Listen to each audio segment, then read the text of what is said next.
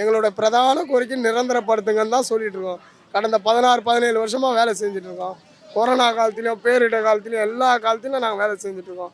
அயராத உழைச்சிட்டு இருக்கோம். வேலைக்கு வந்தால் தான் சம்பளம், இல்லைன்னா இல்லை. 16 வருஷமாக இஎஸ்ஐ இல்லை, பிஎஃப் இல்லை. நிர்வாகம் எங்களுக்கு நிரந்தரப்படுத்தணும்னு சொல்லி நாங்கள் வேலை செஞ்சுருக்கோம். அதே மாதிரி ஐயா முதலமைச்சர் ஐயா அவர்கள் கோரிக்கை தேர்தல் வாக்குறுதி கொடுத்துருக்காரு.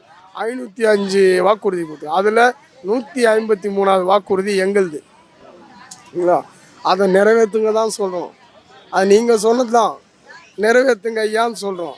அந்த 30/7/2025 அது வரைக்கும் நாங்கள் வேலை செஞ்சோம்.